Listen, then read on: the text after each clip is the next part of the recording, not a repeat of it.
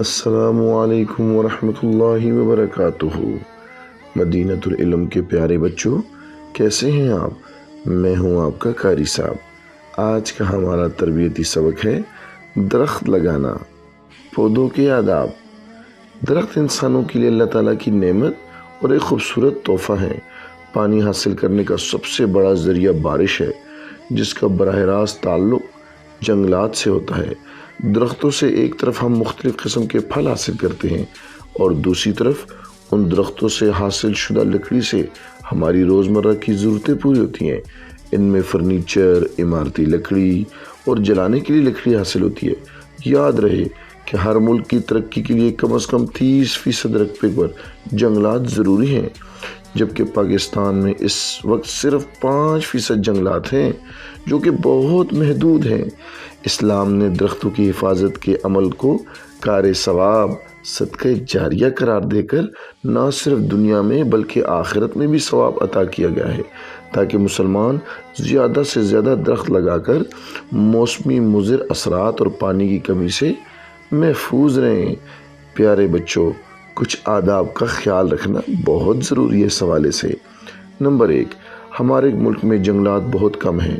ہم نے اپنے طور پر لگے ہوئے پودوں اور جنگلات کی حفاظت کرنی ہے اور زیادہ سے زیادہ نئے درخت لگانے ہیں۔ یاد رہے، پودے ماحول کو خوشگوار بناتے ہیں۔ ادب نمبر 2، بچے اگر ہو سکے تو اپنے گھروں میں 3 پھلدار، 3 سایہ دار درخت لگائیں اور ایک کیاری یا گملے میں پھول لگائیں۔ ان کی آبیاری کریں، حفاظت کریں اور ان کا پورا خیال رکھیں جب تک وہ بڑے اور قد آور نہ ہو جائیں۔ اگر درخت سوکھ جائے یا ضائع ہو جائے تو اس کی جگہ نیا پودا لگائیں۔ ضرورت ہو تو حفاظت کے لیے باڑ یا جنگلہ لگائیں۔ ادب نمبر 3، جن بچوں کے گھروں میں درخت لگانے کی جگہ نہ ہو، وہ گھر کے باہر یا کسی مناسب جگہ پر درخت لگائیں۔